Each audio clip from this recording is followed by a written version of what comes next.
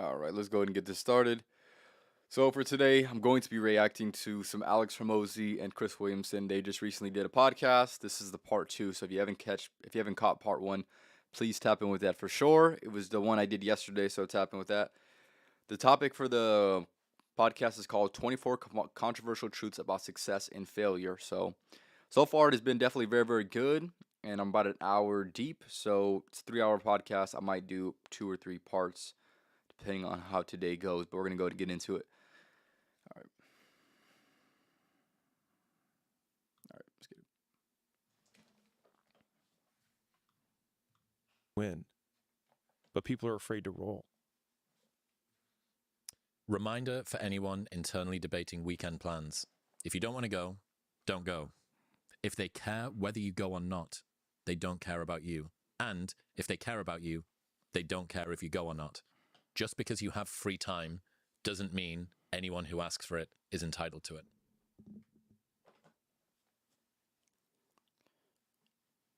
I think the second part I want to start with, which is if you see that you have an empty calendar, most people assume that if someone asks you for that time, it's therefore theirs. And it's only not theirs when someone else has claimed it, which means that your time only belongs to other people. And then you're surprised by the fact that your investment of time has yielded nothing for you when you've given the only and most valuable asset that you have to everyone else, who often give a very poor return on it for you. And so in the beginning, if you don't have money, the only thing you have is time. And so that is the only thing it's the only currency you can spend to improve yourself or get closer to your goals. And so if that's the one currency you have, then why on earth would you give it away? I think it's genuinely right to say that your calendar is a better measure of your wealth than your bank account. It's also the easiest way to know where someone's going to be in 5 years or even a year. How so? You just see where they're investing their time, and you can predict more accurately what their life is going to look like in a year based on what they're doing today. And it's a good thing, for us. It's hard for me not to put the business stuff into it, but a reminder that the life that I'm living today is a result of the work that I did 6 and 12 months ago. And so if you were to look at my calendar 6 and 12 months ago, then you might extrapolate out to what I'm doing today. But just like people want the immediate reward, they also see their current condition as a result of the behavior they're doing today, it's not at all. And so that's why I think having, in some ways, a very vivid imagination of, this is where I think the benefit of, quote, visualization comes into play. I don't see it as much as a benefit for I have to imagine this thing to happen, but I think it's more powerful to think, I'm doing this thing today and I'm imagining it happening. So it's an approximation of the feedback loop that you want to have. And so it helps you substitute and get through the period where nothing's actually happening. This is, it was so cool to learn this. Going to the gym is one of the very few pursuits that you can do where in the act of doing the thing, you get a brief window into what it will be like if you continue to do the thing. Yeah. The pump. If I go on Duolingo and try to learn Spanish, I don't briefly become much better at Spanish, where I'm going to be at in 6 months or 12 months time. But if I go to the gym and get a pump on, I go, hey, that's me, hopefully, flat in 9 months time. How I look now at the end of the session is where I want to be toward the end of this year. And that reinforcement loop is so good. I think I genuinely think no one's spoken about this. The pump preview. Yeah. Facts. But that, I think, is the feedback mechanism that makes the gym so compelling. It's one of the reasons why it makes the gym so compelling. You get this brief window into a future version of you and you go, fucking, dude, my delts look fucking awesome. I can't wait for that to be how I look when I wake up on a morning. And you go, okay, that's how I'm going to get there. And that's why it's so gratifying, right? It works in the moment and it works over the long term.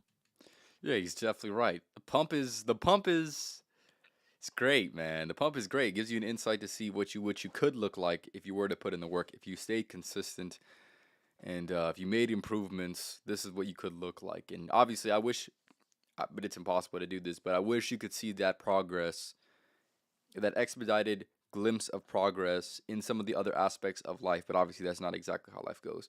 But that is exactly why the gym is so great, is because you get to see what you could be. A lot of people, they lose sight of what they could be because they're not seeing the instant results now.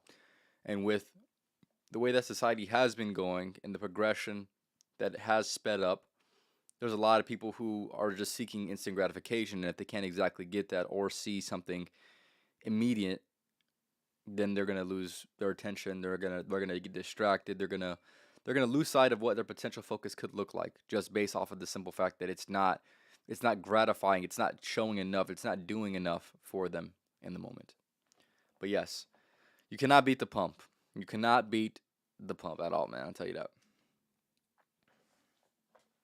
So one of my closest friends, or my closest friend, Dr. Kashi, and I talk about this.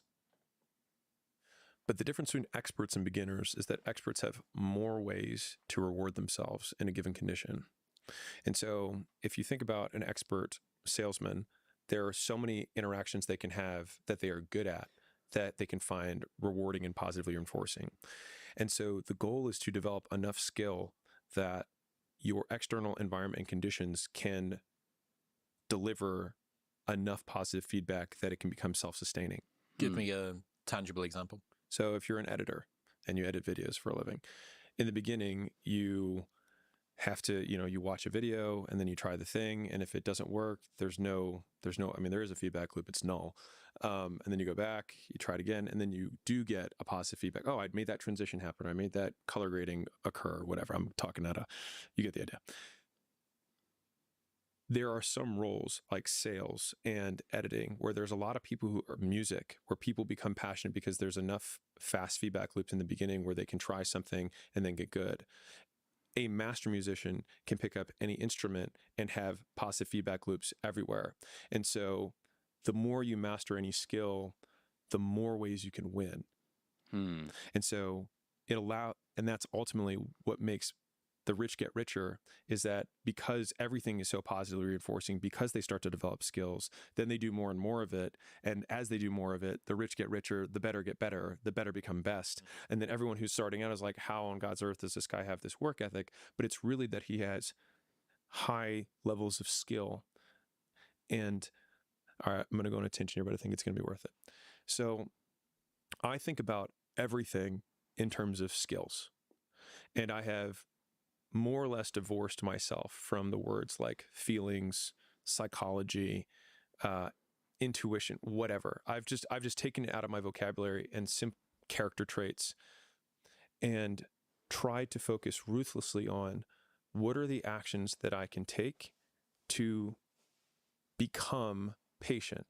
And if you say, hey, be patient, what does someone do, right? They have to figure out what to do in the meantime. That's the definition of patience. If you say, hey, be more charismatic. The problem with that directive is that it's a bundled term.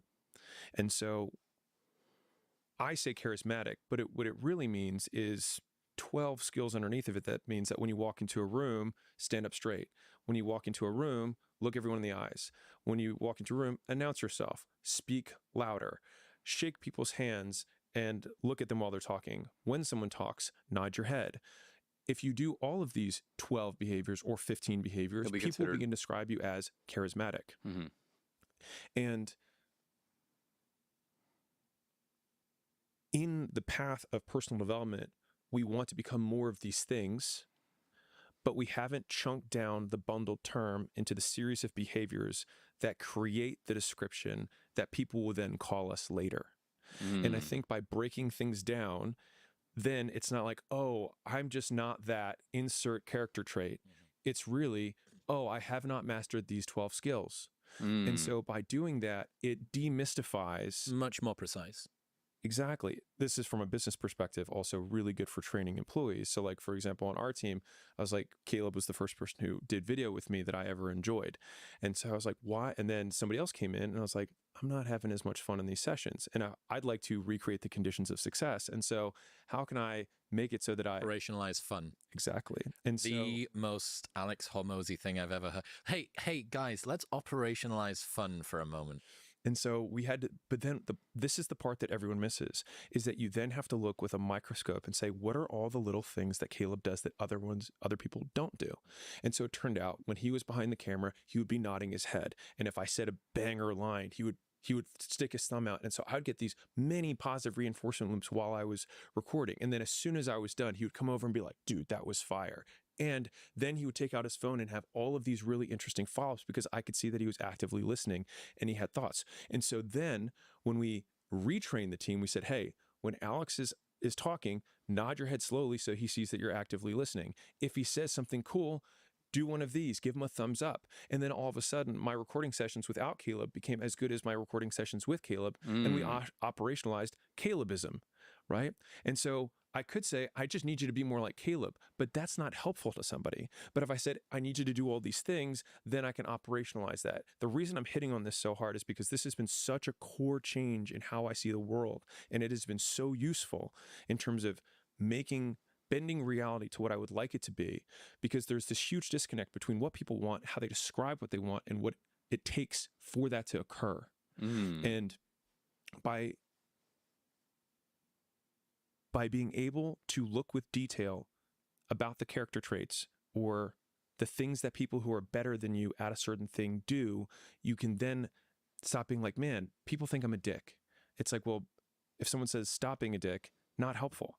I mean, good to know that whatever I'm doing is not working, but doesn't give me any active directions. And so we just try to break down adacquisition.com, but in general, and for myself, what is the 18 things that I have to do? And oftentimes it's significantly more things, but they're also much easier than you think. If I just said, I need you to nod your head while you're going on camera, it's not that complicated to understand.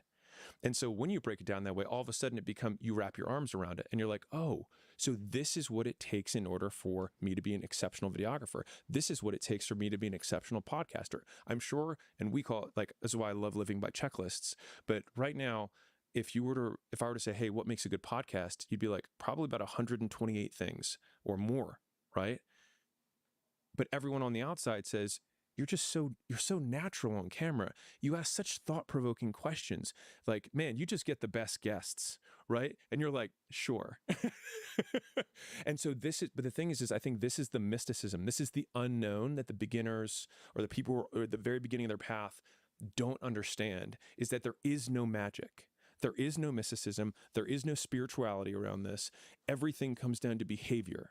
And by doing that, you can take out all of the hullabaloo, all of the voodoo that unfortunately is so prevalent on social media. And so when you hear the podcast clips and whatever of people saying you just need to be more this, if they haven't described it by a behavior, it is useless. And so this has allowed me to also separate signal from noise when I'm consuming content in general, or if I want to learn something, I'm immediately thinking, well, what does this mean that I have to do? And if someone can't break it down into the behaviors, then they don't know either. Yeah, it's a very, very good point. I do actually very much. He broke that down the same way that you would break down, let's just say, the example that he used was, how do you become a better podcaster, right? Instead of just saying you need to do this on camera, or you need to act like this, you need to break it down into more digestible steps for a person to fully conceptualize exactly what that behavior change looks like. And I do believe that is definitely very, very helpful, because it's not as simple as what somebody can say, but it's how well that they're able to describe exactly what they mean when they say that thing. And that is purely the difference between you giving constructive criticism and you giving actionable steps for that person to go and take in order for them to become better at whatever they're trying to get better at. That is a huge difference. And if you're able to be mindful of that, and even taking this within your own life and saying, okay, I view this person as this way, I would like to get like that. I could imagine that in order to get that specific way, he would need to work on these 10 things. And by me working on these 10 things, I will eventually get closer to what that looks like, or I will get closer to having that same character trait that person has. I think that's very, very, very, very good. And there's not enough people talking about that or thinking that way. They may be very good at the thing, but they may be very bad at teaching it. And being able to separate those two skills, because those are skills too, being able to transfer a skill is a skill, will allow you to audit who you're listening to so that you can get the highest return on your effort, because then you know that you're doing activities that lead to the outcome that you want. We'll get back to talking to Alex in 1 minute. I ain't getting paid for this, brother. Unless you want to go ahead and give me the same advertisements, man. Let me know. Or, yeah. You want to put me on somebody, yeah. Modern wisdom now to grow your business no matter what stage you're in. We have this big nebulous term of anything, let's call it confidence. And then there's these component parts that confidence is made up of. And only by defining those can you actually bring it closer to you. Yeah, I think, in terms of getting people past the paralysis of be confident, like what the fuck does that even mean? Where do I start? What are the component parts of confidence? And yeah, breaking down any big thing into small manageable steps is kind of the key to achieving large goals. Facts. Breaking down nebulous concepts into high resolution, very tangible, very obvious individual skills. I really like that. I really like that. Mm-hmm. I think it may be the single source of single is tough, one of the largest correlates to what has worked for me in my life, because a lot of this obsession around this, and you probably know more about it off camera than people can hear on camera, has come from me fundamentally not understanding the world. And so I put so much effort into trying to understand when people would say, stop being that way, or you're really cocky, or you're really arrogant. And I was like, how do I not be that? And are you really distractible? Are you really, you're scattered? And these were all things that it hurts when you hear these things, but you're like, okay, but what do I do? And so I would encourage you, if you have either negative traits that you're trying to get rid of or positive traits that you're trying to accrue or become more like, to simply demystify it by breaking it down into the behaviors. And when you do that, you'll realize that though there may be many variables in that there are lots of little things that it takes, they're usually not nearly as complex as you'd think. And so then you just start looking at it as a checklist and saying, okay, people think I'm arrogant when I begin talking to them about how much money I make. Okay, so I have two options. I can either be around people who like talking about money and don't see it as arrogant, or when I'm around people who I think have a high likelihood of that and I care about their opinion for some reason, then I won't begin that way. And then all of a sudden, fewer and fewer people begin to describe you as arrogant. Now, you are still the same, but people describe you less in those terms. And so I'll give you a different example. It's completely off the wall here. So one that was really helpful for me was defining love. And so the problem with the English or all languages is that there's many words that mean the same thing. And so we can look up Webster's dictionary or whatever, but if you actually look at the definitions, I think most words are actually poorly defined, because if you just define them by what someone has to do, then most definitions fall short. And many of them, if you find online, are circular, right? But like likingness and loving to me are a continuum. It's not like I like this person, I love this person, it just exists on this I hate to I really like. Cool. Now, if I were to say, I love you, what does that mean operationally? So for me, I define love by what I'm willing to give up to maintain my relationship with something or someone. What you're willing to sacrifice. By using that definition, I was able to see, maybe I don't love my family as much as I thought, because I'm actually not willing to give up very much in order to maintain this relationship. And I might actually love my friend, or I may love my coworkers a lot more than I love my family if we use the definition of what I'm willing to give up in order to keep it. And then the more I thought about it, I was like, oh, I love my goals more than I love anyone.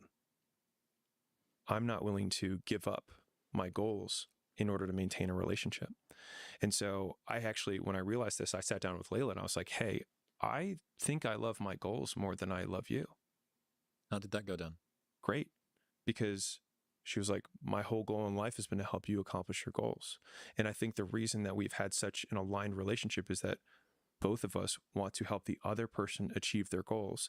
And in so doing, then you're aligned. And it's like, wow, I would give up everything to maintain peace, because if Layla is the person on earth that helps me accomplish my goals more than anyone else, and my goals mean more to me than anything else, then Layla is now the conduit between the Yes. two. Yeah, she's like Inception mind fucked you into. Yes. Yeah. And now some people get really uncomfortable by me saying that, but It sounds transactional in yes, some ways. and it is, and I believe in transactions and relationships in general. But when we sat, like, for some reason in marriage, it sounds weird, but on a first date, the first thing you share is, these are my goals, this is what I want to do.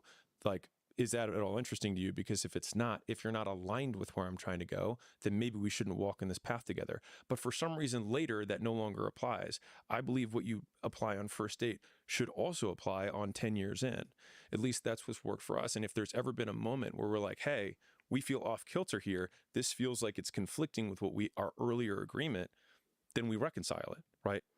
So yeah, that is a good point. That is very, very interesting. I feel like there's not enough people that really talk about that for sure. Your purpose should be above the woman that you're dating or the person that you love. Your purpose should literally be above everything because, quite frankly, especially let's just say for a relationship aspect, right? If you're a purposeless man, which means you have no direction and you're not trying to strive for meaning in your life.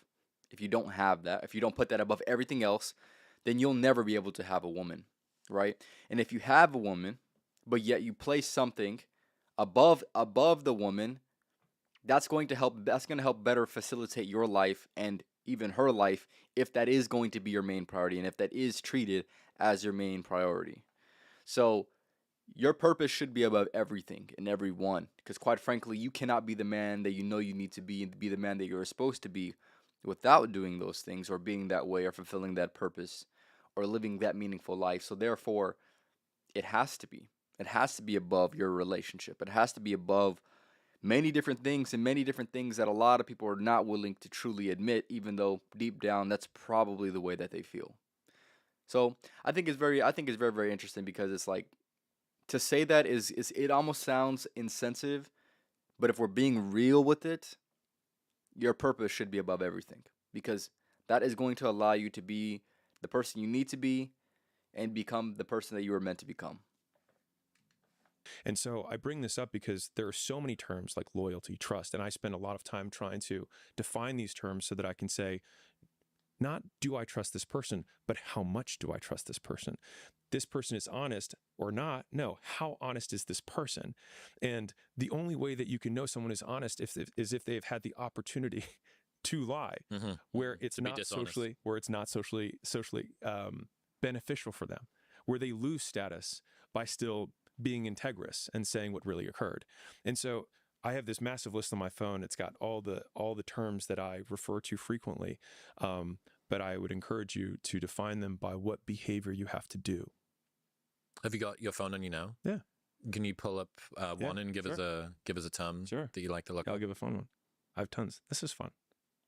Well, it's words. This is fun. And that's one of the things that I appreciate is anybody that spends enough time crafting words and thinking about them precisely ends up having a very accurate view of the world, because all of the fluffiness that comes about, we mediate our experience through language.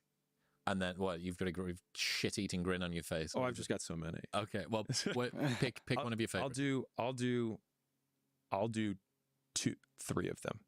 Two of them that are related, and then a third one. All right. So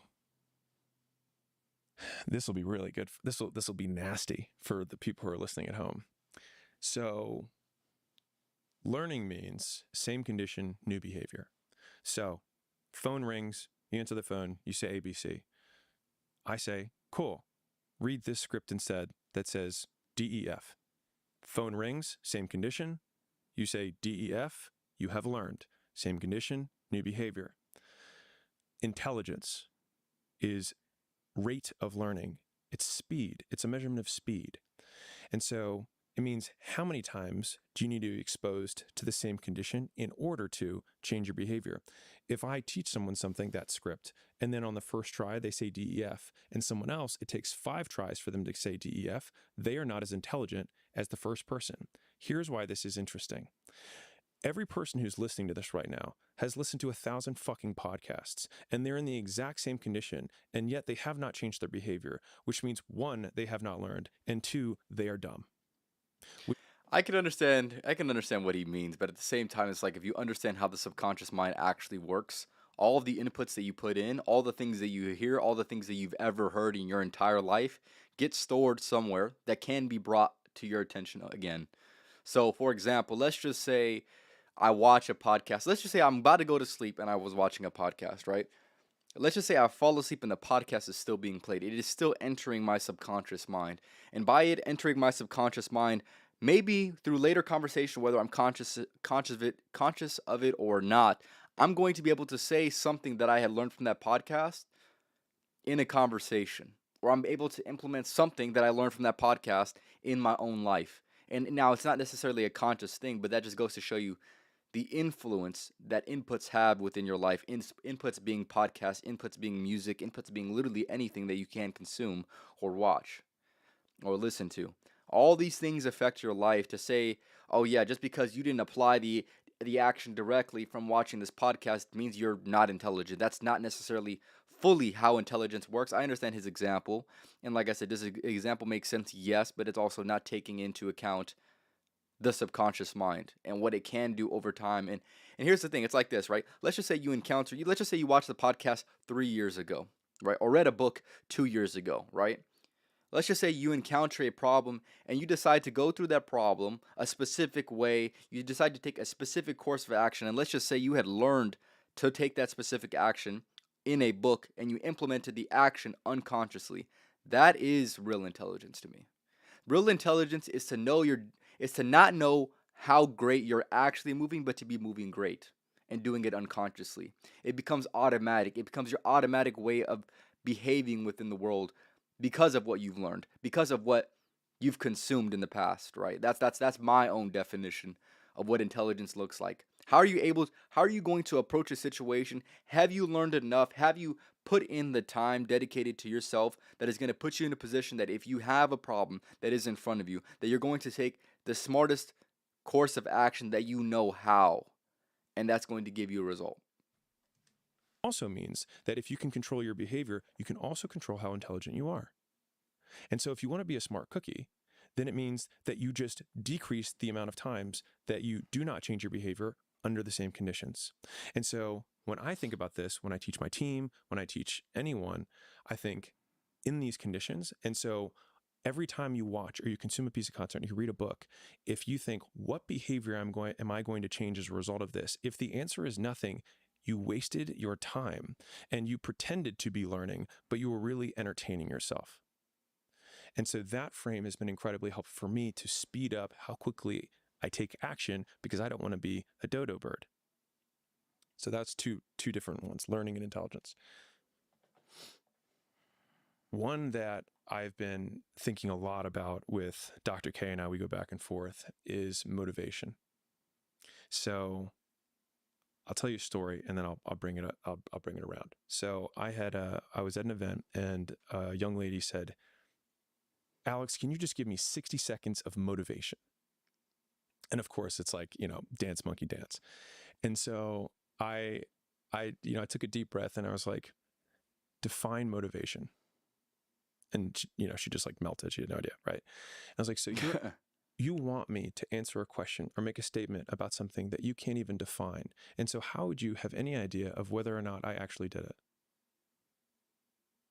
And so then I probably gave her the answer she really wanted, which was, let me define motivation for you. So motivation is the equal opposite of deprivation.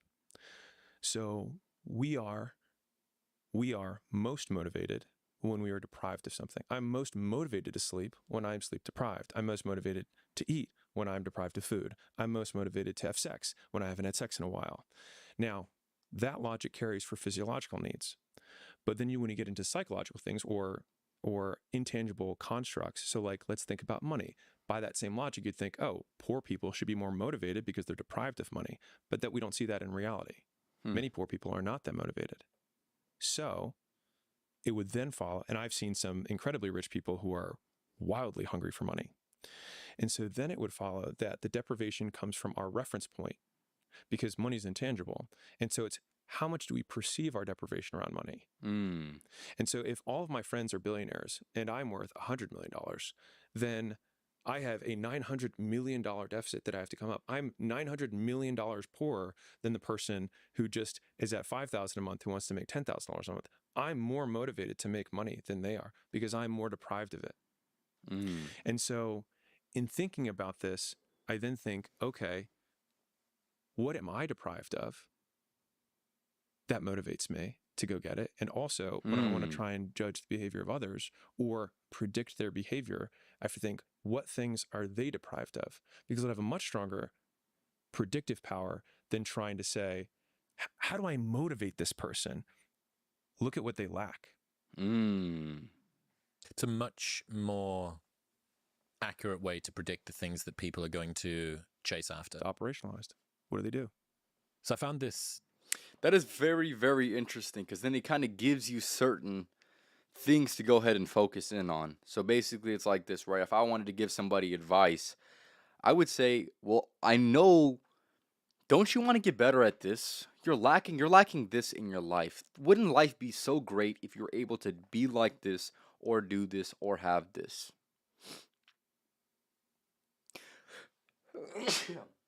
That would be the way that you would want somebody to motivate you, saying, your life could be so much better if you just had this one thing. But, you know, in order to get this one thing, you'd have to do this and be this specific way and do this certain thing. And if you're not, then, you know, you're just not going to have it. And, you know, you're going to live life and not have that. And if that's okay to you, then that's okay to you, right? And then hopefully that would provoke the ideal response of motivation to try to get them to take action, right? That's very, very important. That's an interesting way to go about giving out motivation, to say, hey, you're lacking this. Life could be much better if you had this. But if you didn't have this, life could be much worse. And do you really want life to be worse? Or do you want it to get better? I think that's interesting. Quote from Timothy Leary. And it's really fantastic. I think that you'll like this. Find the others. Admit it.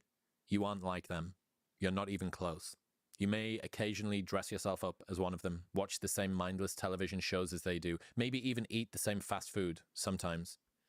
But it seems that the more you try to fit in, the more you feel like an outsider. Watching normal people as they go about their automatic existences. For every time you say club passwords like, have a nice day and weather's awful today, eh? You yearn inside to say forbidden things like, tell me something that makes you cry, or what do you think deja vu is for? Face it, you even want to talk to that girl in the elevator. But what if that girl in the elevator and the balding man who walks past your cubicle at work are thinking the same thing? Who knows what you might learn from taking a chance on a conversation with a stranger? Everybody carries a piece of the puzzle. Nobody comes into your life by mere coincidence. Trust your instincts, do the unexpected, find the others. There's many Matrix undertones here. I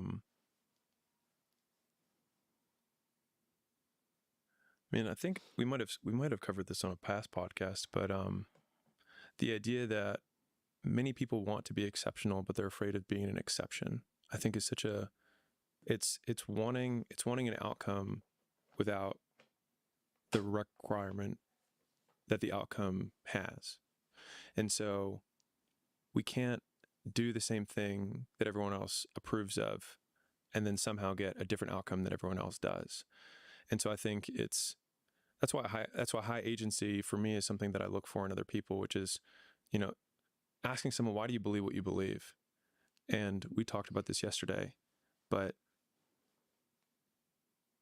if you have a belief and you can't explain why you believe it, it's not yours, it's someone else's. And most people walk around parroting other people's words for the vast majority of their lives. And so they basically act as recorders, where they clicked record at one point of their life and then they click play in another time in their life. And they're just clicking record, play, record, play, record, play over and over again. And the reason there's that, in my opinion, that other self that's behind it is because none of those words are yours. And so it makes sense that people feel alone and they feel like they're acting because they never say what they think. I think it's very, very interesting for sure, because here's the thing. I've always said that your opinions and your beliefs are only as good as your ability to go ahead and defend those. So let's just say you were having a conversation with somebody who disagreed with something that you've heard and something that you claim you believe. But then that person started to go ahead and attack that point of view that you have or that you thought you had. And they said, okay, why do you believe that? And you had given that same response that you've heard someone else give, right? You give that response and then they begin to question you, right?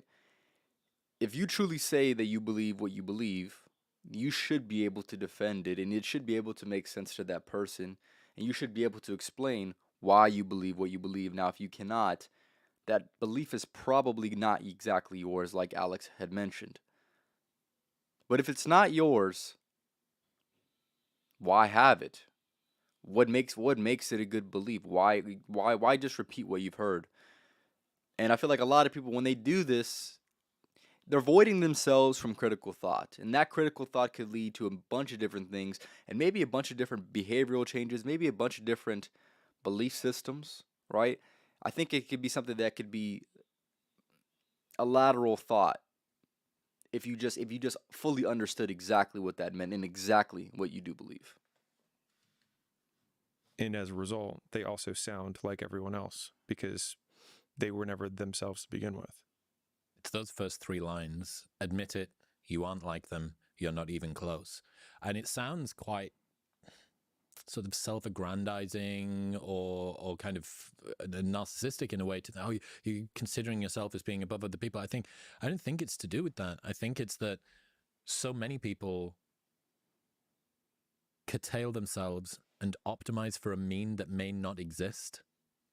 You know, they're reverting to a mean that's just a figment of everybody's imagination. And the only reason that people coalesce there is because other people think that other people are going to coalesce there. You know, the Keynesian beauty contest?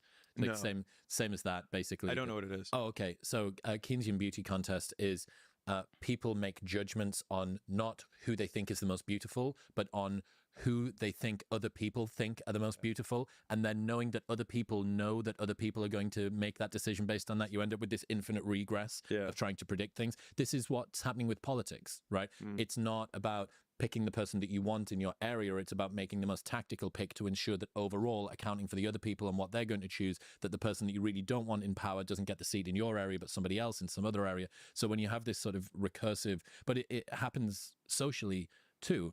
I say the thing that I think that you want to hear, knowing that you know that I could say the thing that I want, but so what I say is some mediator halfway between what I want to say and what I think you want to hear from me.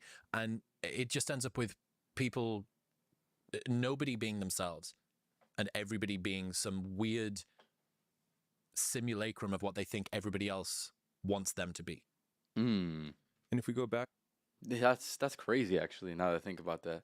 There's so many situations that I can kind of point out where people kind of give an answer that they think everyone wants to hear. So, for example, this is a conversation that I was having earlier, right? So let's just say the way that celebrities look, right? There's a lot of people who have very, very similar opinions, and they say, oh, I think this celebrity's attractive, right?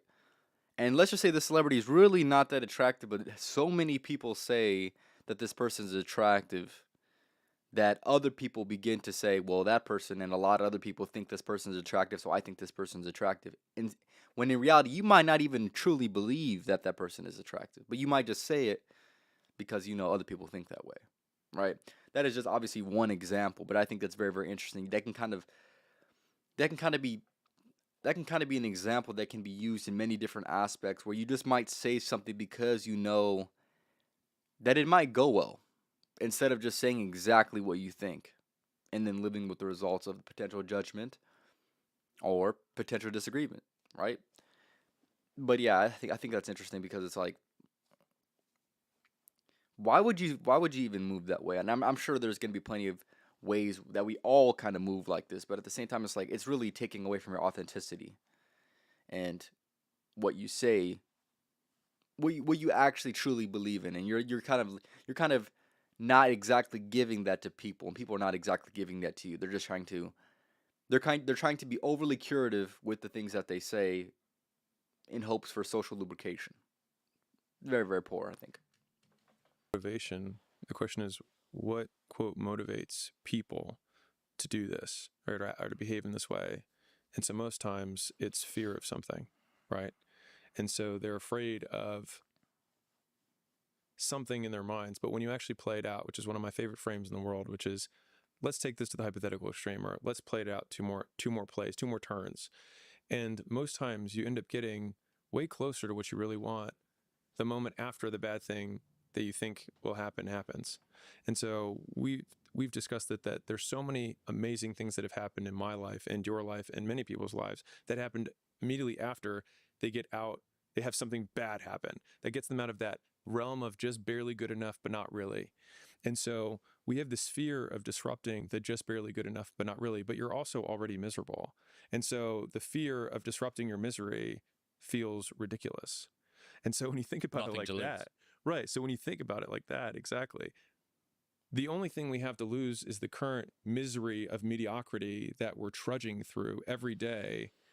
And so worst case, you're just also still miserable, but maybe you won't be mediocre anymore because at least you won't be like everyone else. But there's also a possibility that you are not miserable and also not mediocre. And by doing that, you might also just start seeing who you really are, because I think a great portion of our identity comes from the proof that we give ourselves of the things that we've done and said in the past. And so if we want to build towards a different version of ourselves, then it begins with accruing, stacking evidence that aligns with that future self. And so in some ways, break the plate, take the shot, get rejected. Well, because when you do that, then again, the worst case is you have a broken plate, but you didn't like that plate to begin with. It is astounding how many people want to be spectacular in life, but also want to fit in and be normal. Like, by being normal, you are, by definition, aiming for average. Normal people get normal results. Weird people get weird results. You literally can't do what everyone else does and not expect to get what everyone else has. By doing what everyone else does, you guarantee average results. That's exactly right. If you want a life, I've always said this saying, in order to live an unconventional life, you must take an unconventional path. And if you're taking a conventional route, if you're taking a conventional path, you're going to get a conventional life. And if we're being honest, really not that many people want to have a conventional life. Not in today's society, or at least not through my own personal perception, but they still take conventional routes, hoping they get an unconventional result. But that's not exactly how you get that, right? If you want something extraordinary, you must take the path that would confuse so many people. And that's what people don't understand, right? There's going to be a point in your life where if you do decide to do something different, not many people are truly going to understand why you've chosen what you've chosen. But it's only because they've never chosen to take an unconventional path, and they've never got unconventional results. So they would anything that is foreign than a conventional path is something that they wouldn't really understand. And just because it's not something that they really wouldn't understand doesn't mean that you're doing the wrong thing. It means simply they don't know what they don't know. And that's okay.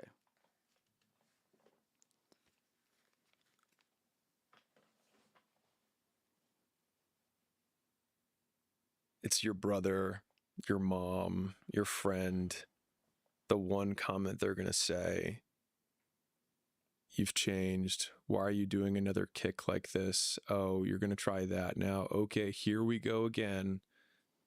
And the thing is that it's not about them being right or wrong. Again, it's about how right and how wrong they could be. And so, for example, let's say you wanted to start a podcast in the past and you did 3 episodes and then you fell off.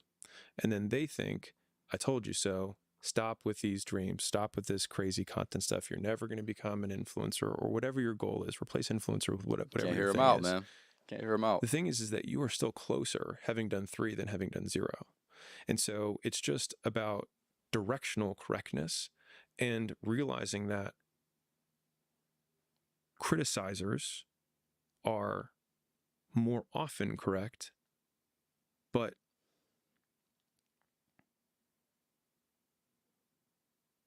You got it? when it matters most, incorrect. And so this is where frequency and intensity become flipped. So somebody, I mean, from the investment world, it's like, okay, if I take 10 bets and I lose 9, some people might say he must be a bad investor. But the question is, how much did I lose on the 9 and how much did I make on the 1?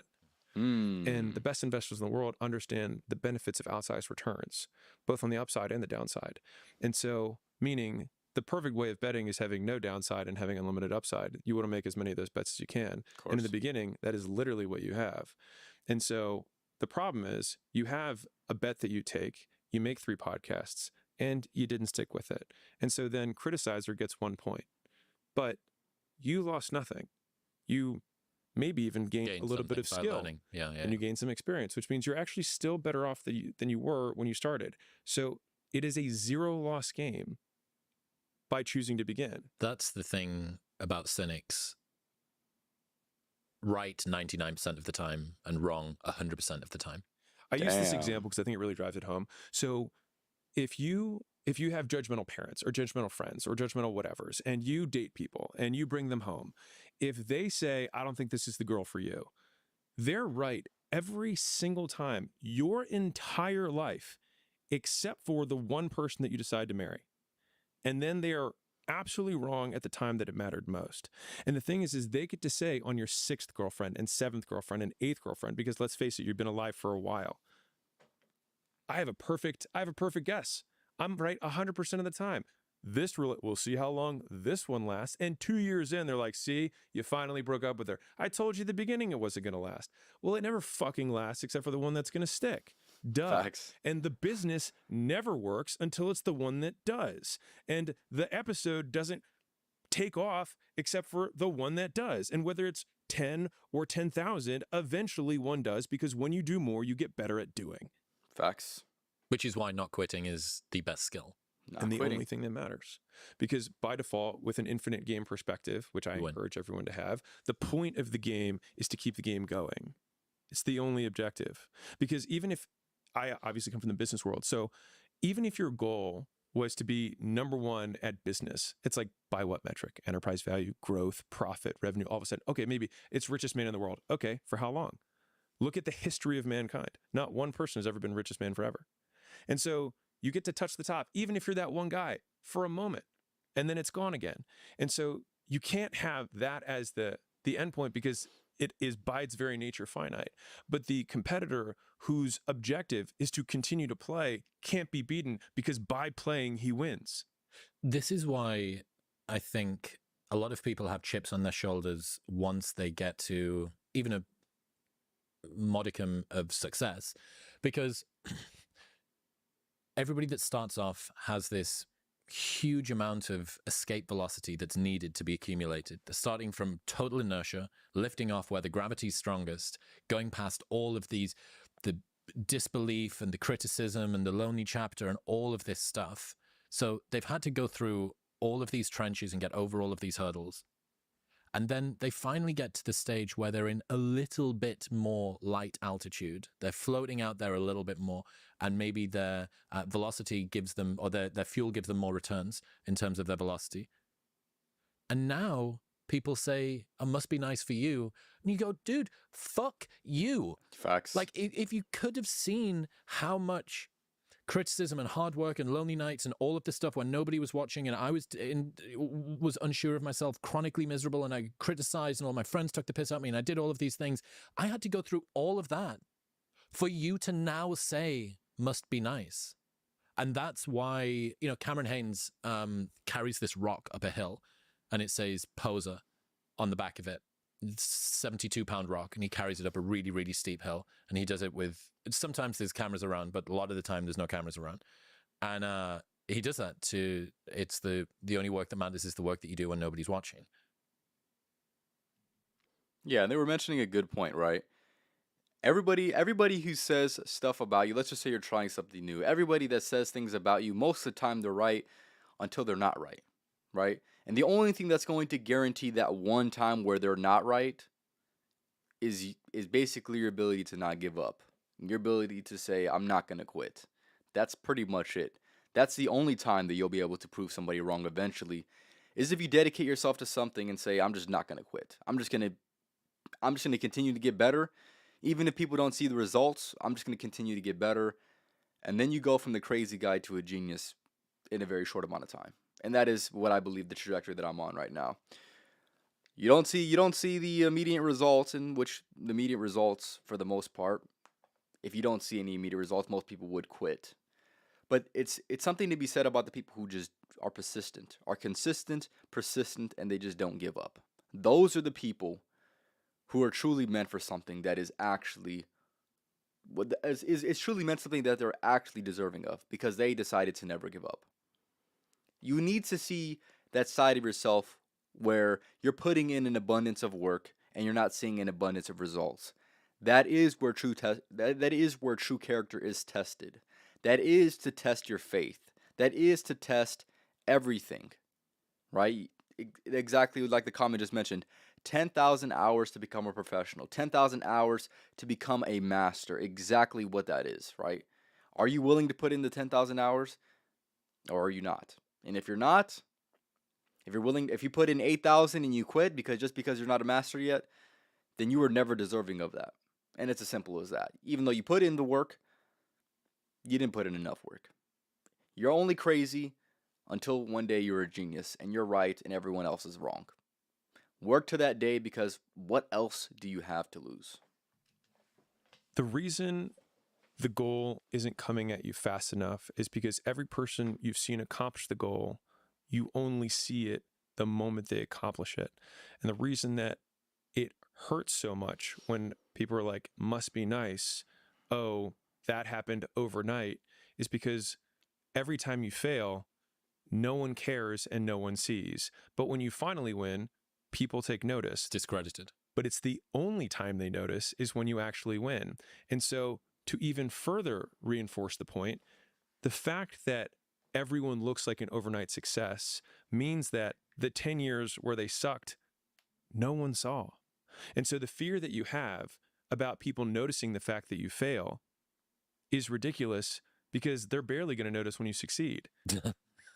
Facts. Yeah. I think this is one of the reasons why tracking the journey, this is something that Chris Bumstead's done very well. You know, he's had his videographer Calvin with him for forever, essentially. And, you know, tracking autoimmune disorders and depression, and now his wife's pregnant and having the kid, and I got to come back and do, all of that. I think one of the ways that you can at least lighten the load or bring it into land a little bit more effectively is to construct that story arc. You know, the story of you sleeping in the gym and the cars go over the top and it makes a loud noise and stuff. That is an important part of getting people to buy into where you are now, by proving that you were there when the line was flat, or actually somehow managed to break through the floor and go negative a number of times. And I remember I was watching Maisie Williams. She was Arya Stark in Game of Thrones. And somebody asked her what she wished that she'd done differently. And, you know, I think she starts on that show and she's 11 or 12. And it's all of the most formative years of her life until she's 21 or something, into a decade of doing this show. And somebody asked her what she wished that she'd done differently. And she started journaling, I think, in season 5, and there's maybe 9 seasons or something. And she had no recollection of what happened in the beginning. And she really wanted that. And I think that if there's a regret that I have with this show, it's that we didn't track more of what was happening behind the scenes from the very beginning. Partly for everybody else to show just how much shit I went through to kind of prove that, but more so for me to remind myself of where it was. And I'm sure that, you know, there's a couple of photos, you know, the bed in the corner of the gym, like, fuck, I wish like I had that, and I wish I had this, and I wish I had another one. You know, if you'd had Caleb with you the whole time, imagine how fucking... I'd be poor and broke. Yeah. I never would have made it out. Probably in fucking hospital as well, being on the back of a motorcycle. But yeah, I think it's important. I think it's important to track that track that journey for yourself and for other people. But it does piss me off. Like, I wish that human psychology wasn't so easily manipulated. Like, when you see that trick, when you see if you go 0 to hero, even if you go 0 to hero to 0 to back to hero again, like, as long as you can construct that narrative sufficiently strongly for people, you can just get other humans to buy into you. But it hasn't changed what you did. It's just changed the way that you presented it to people and the story that you told. So when you start to see things like that, I find it disenchanting, because it reminds me how fickle crowd mentality is. And it's why Ethan Suplee, big Hollywood actor, weighed 500 pounds or something. Damn. And now he's 260, and he used to play fat guy funny roles, and now he plays jacked bearded biker dude roles. And the reason that his transformation is so fantastic is that you know him from before and you know him now. But the dude that just gets in shape, or that goes through the silent, quiet challenge and didn't track the progress, gets none of the accolade despite going through all or maybe even more of the challenge. I find that very, very interesting. People don't talk about that enough in the journey, is the moments of struggling that make it all worth it, that make it a full story. Yeah, I do believe that your ability to go ahead and track your progress so you can give yourself perspective when you are in a state where you have made a considerable amount of progress that is recognized by people, is by the only way that you're going to be able to do that is if you track the public or the private victories, to be able to be very, very conscious on the journey that you're on right now, to say, you know what, I'm not getting as much credit, but I'm having a great time getting to where I'm going to go. And hopefully you can track that. Hopefully you can mark your progress to some capacity, right? I'm doing this right now. I have over 200 podcasts that I've made. And the last thing that anyone would be able to tell me, and the last thing that you would want anyone to tell you, is that you did it overnight. Now, if you have an abundance of work that says, no, I've actually been putting in the work. I've actually been making the sacrifices. I've been taking on responsibility. I've been the person. But now everybody gets to see that I've been the person, and that I am the person that I've been building. I think that is the most transformative years, are going to be the years where you're putting in the hours. You become more humbled. Your faith in yourself and your faith in your progress becomes stronger. Your character gets tested. Your ego gets humbled. But it's all worth it if you don't quit. If you are the person that you say that you are, and that you're able to show to everyone else that you are exactly that person. That is a great story, in my opinion. And that is the story that will be told. Will it be told for you? It's up to you. So much to unpack. I'd say one of the strongest mental frames that has gotten me through my hardest times is thinking this will be the story that I will one day tell. And that means the harder it is, the bigger the dragon, the more epic the story, and by consequence, the more epic the hero. And if you think about the difference between winners and losers, winners define themselves by what they made happen, and losers define themselves by what happened to them. And victim mentality. The difficult part of the lonely chapter is that the Rocky cutscene lasts 90 seconds in the movie and lasts 5 years in reality. With no promise of it ever ending. No guarantee of glory. What's interesting about, and I don't like using the word psychology, but I'll say what's interesting about humans is that our ability to endure is very robust if we know that we'll make it out. And so they've done mice studies where they drop the mouse in and then they let it drown, and it drowns really fast. And then they drop a mouse in, and then before it gets to the point where it drowns, they pick it up and then they put it back in. And the second time they put it in, it can last like 20 times longer. I think for the stats is something around will drown in less than an hour. If it's taken out, dried off, and allowed to relax, it'll swim for a day. An absurd amount different. And so if I were to say, hey, I need you to hold your breath, but I don't tell you how long. 20 seconds in, you might be thinking, this is stupid. Is he going to stop? Is he going to wait for me to pass out? And all these stupid thoughts go into your mind.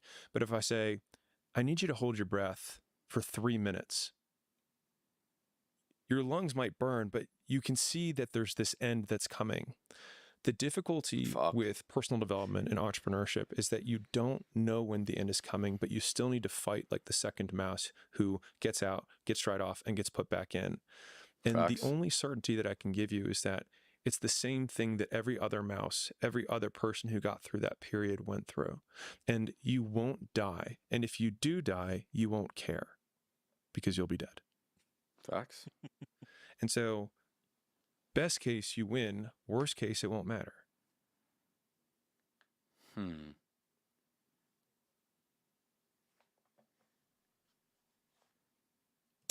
So, you might as well work like at the end, it will either matter or it won't.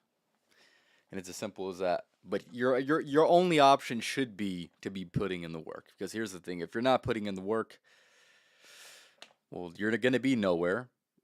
And if you end up dying on the way by putting in the work, then obviously it still means you don't care. You see what I'm saying? So it's like you have no other choice but to put in the work. Because at least you could be doing something potentially good that potentially could give you the result. And worst comes to worst, you don't get it or you die on the way getting there, and then it doesn't matter anyways. So put in the work. You just put in the work, man. That's it. Same mentality. It's the same reason why Uber works. The reason that Uber works is partly because you can get a car from anywhere, but the real reason is that you know when the car's going to arrive. Mm. You know, remember back in the day, you'd ring a taxi and then just wait. And you go, well, I mean, he's some far away. I don't know how far away. And then it ends up coming along. But we've mentioned it a couple of times today. A frame that I've used an awful lot over the last year or so is this is the price of doing business. Mm. So reframing things from bugs to features. Mm-hmm. You know, you need to get into one of my nightclubs 10 years ago. There's an entry fee at the door. And this is the cost of doing business. I remember Facebook got the biggest fine in tech history, maybe 10 years ago or something like that. And they fined some obscene number, so absolutely huge number. And somebody worked it out that it was like half of 1/4 of one territory's profit. And you think, well, I'm aware that in sort of absolute terms, this is a massive number, but in relative terms, they can just go, okay, well, we'll just factor this into the P&L and go through this. So thinking about the byproducts of things that other people see as a luxury that you have, reduction of privacy that comes along perhaps with increasing the size of your platform, and you go, okay, well, I can shout and scream and rail against this. People saying must be nice. You know, that's a good one. Fucking hell, that's a difficult one. I'm going to get people saying must be nice because I just got a promotion at work. And that's unfair because I worked hard for that. And I want them to say to me, well done. I know that you probably went through tons of hardship that I didn't see. Or, wow, you've really changed the texture of your mind due to all of that meditation that you did. I'm sure that 500 mornings in a row sat on a cushion in your bedroom in buttfuck nowhere, listening to Sam Harris speak in your ears was really, really tough. They're not going to say that.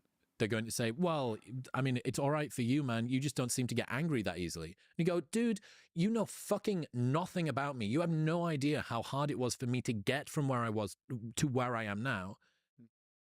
But instead of seeing that as, you cannot change what other people are going to say, because that is the natural human response to minimize progress that other people have made in order to shorten the gap between you and them. Because if it's due to hard work, that's something that they could have done. If it's due to natural innate talent or genetic predisposition, that's something that they have no control over. So it shortens the gap of work and worth between you and them.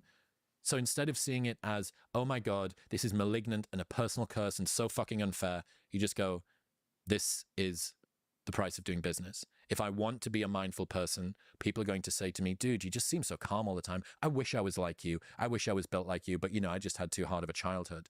Or, dude, you're doing so well at work. I wish that I didn't have the kids, or I didn't have those restrictions, or that my parents had taught me more about business. It's just the price of doing business. It's just the price of doing business. You might not get the full credit for what you're doing. You might not be able to get the full recognition from what you're doing or what you're trying to do. But at the same time, it's like you need to be able to give that to yourself. It is the price of doing business. It is going to be the sacrifices that no one sees, all the private victories that no one will clap for you with. And those are the things you do it for. You do it to be misunderstood. You do it to stand out. You do it for people to not understand. You do it for people to not give you enough credit. And if you're able to do all those things for yourself, it makes it that much more satisfying. So when you're on the way and you're on your journey, clap for yourself. Give yourself the credit. Tell yourself you're the best. Because even when you do get the recognition, you still might not get the recognition. So give it to yourself. But make sure you're also being the person that is truly deserving of it. You know, a fun frame with that is when someone says, must be nice, you can just say, yeah, it is. Or someone says, man, you must have exceptional genetics to have the body you have, and it just happens so easily for you. And you're like, yeah, it's sweet. And the thing is that if we were to just say, like, if we lean into it, right, to some degree, by leaning into it, you also eliminate a competitor, if you want to hear my ugly side. Because if I just affirm the fact that they think it happened overnight or that it was genetic or whatever, makes it more out of reach. Right. Yeah. I've thought about this. So this is such a good point. Such a good point. That somebody telling you, going David Goggins mode, and somebody saying, this is how hard I had to work to achieve this thing. Look at how hard I had to go through, and look at all of the setbacks I had, and look at just how in the red I was before I got to the black, before I got to the green. Just look at all of these things. People see that as a threat. People see that as a humble brag. But what it is a treasure map. This is where I was, and this is where I went. And me, with all of my inefficiencies and deficiencies and setbacks, got from there to here. You aren't even as far into the red as I was. So all of the talk, I understand why hustle porn kind of gets a cringe pushback from the world. But what it actually should be is an unbelievably empowering message that anybody can get from wherever they are to wherever you are. The much more disempowering one was, yeah, man, it just comes to me easily.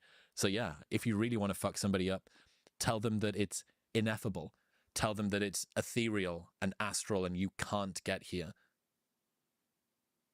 One of my favorite ways to help someone overcome an excuse or a limiting belief is to tell them I believe them. And so if I'm like, hey, why don't you double your prices? And then they give 4 reasons why they can't double their prices. And then I'll say, then you'll fail forever.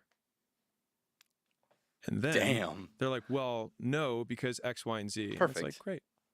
Glad we got there. That's like your thing about only one person can be in the angry boat. Yeah. So one person can only be in the negative boat. Yeah. It's unbelievable how powerful that is.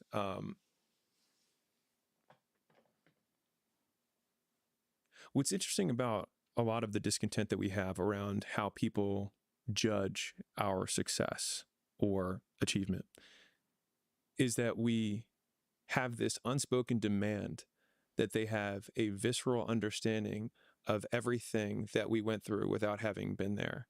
And the problem with that is that if they understood everything, then they would have a complete understanding of how to do it themselves. And so it's making an impossible demand of strangers to somehow be successful already so that they can appreciate our success. It's also removing your competitive advantage. And so it's interesting, this is just for everyone who's listening, is that, Chris, you can probably attest to this, is that of the people that I've met in my life who've been extremely successful at any endeavor, there's this kind of, and I want to make a video about this, but it's what people say in the back room. And there are these common things that we say to one another that other people wouldn't believe. So we're like, they just don't get how much actual work it is to do a podcast like this. Like, you don't actually get that what 100 hours of preparation for one 1 hour event looks like. You can understand it conceptually, but when you actually set a timer and you only use that timer and you pause it when you stop working and you do 100 hours of work, all of a sudden by the end of that 100 hours, you have a very different understanding to the very granular level of what it takes to be great at anything. And that's 100 hours, not 10,000 hours, but 100 hours with feedback. And so everyone's like, in the back room, they want this magic pill. They want to know the secret, but there is no secret. It's just hard work. But I think the thing that everyone who's listening lacks is the context on how hard work is, not in that it's complex, but just in that it's a continuous and unending focus on one thing and noticing the details that separate mediocrity from greatness. And if you're like, I don't know what the difference between those two things is, that is the opportunity that hard work reveals, is that it takes watching 10 hours of you presenting and then taking notes at every time that you say, or that a transition between slides is unclean, or that the audience kind of gets lost there because I can see that there's no reactions to that. I should probably add a visual there. And then when you go slide by slide, realizing that, okay, I can put 1,000 slides together for 90 minutes of presenting if I really put one thought with one visual per slide. And every one of them, and I love this description, is like a coat of paint. It's like you just put another coat of paint on the skill set or the achievement that you're working towards. And most people expect that the pencil wireframe that they do on their first shot is hard work because that's the hardest they've worked, not the amount of hard work that is required in order to get the level of outcome that they say they want or that they expect. And so there's a divorce in reality because they don't have the context from which to make a judgment because they've never been great at anything. And until you get great, because as soon as you get great at one thing, you realize just the tremendous amount of hours and work that it takes to be great at one thing. And then there's this oh shit moment that I can express personally, which is you realize that there's so few things that you can be great at. And then the discipline comes down to saying, what are the 2 or 3 things that I can be really good at in my life? Because it will take me 5 to 7 years to be exceptional at this one thing. And so like, even like making content, a lot of people see my stuff now, but I just had a friend send me a video that he interviewed me before I made any other videos, and I sent it to my team, and he was like, dude, I watched it, and he was like, and it was you, but then I covered the face, and he was like, I mean, it's your voice, but he's like, your clarity of thinking wasn't there in the way that you articulated. And the thing is it's if to the untrained eye, to a beginner, they look at that video and they look at my current videos and say, I don't get why he blew up, because it's the same dude. But the master or the expert level can say, I can give you 100 different things that could have been better about his now, or his. Oh my God, my bad. My God, my bad. Compared to his now videos. And it's the granularity of that feedback that allows you to see the discrepancy between your current and your desired. And I think that once you actually give yourself the reality glasses, not the woe is me glasses, but think, no, really, if I had to do this, what are all of the things that I would have to improve? Then you see how incredibly long that list is. And then you take this deep breath, and that list is the hard work. It's starting at the top and then wanting to cross the first one off after your first day, but then realizing you still haven't done it well enough to cross it off. And you're like, wait, I have to do another day and I still haven't, quote, made a dent in this list. And then you do it another day and a third day and a fifth day and a fifth week. And then all of a sudden you're like, okay, I think I've got the first one done. And then you still look at this list, but along the way of doing that first one, you realize 20 other things that you could add to that list. For every one that you cross off, you create 10 more because you start to win in the weeds. You start to look at a higher resolution. And that is where I'll end it off. Appreciate everyone stopping by. I'll be doing a part 3 probably Thursday. I'll do We'll see. We'll see. We'll see. I think I'll do it Thursday. So if you do like this podcast and kind of like me reacting to podcasts, tap in with the next one that I'm going to be doing probably on Thursday. I'll be doing. I'm going to be busy on Thursday. I'm going to be doing an hour of reacting, a podcast, and then I'll be doing a music live stream. So if you want to see me, Thursday is going to be a good day to see me. Make sure you go and follow me on Twitch, TikTok, Rumble, and on Spotify at Life of a Champ podcast on everything. I'll be back on Thursday, tapping with that for sure. And I'll leave you guys off with the channel motto. Fellas out here, man, we don't just work around here, man. We outwork. So make sure you outwork at these motherfuckers because you know I am and you know the people that I am with. You know that we are. Come on, now you already know what time it is. Y'all have a good night. Tap with the next reactions on Thursday.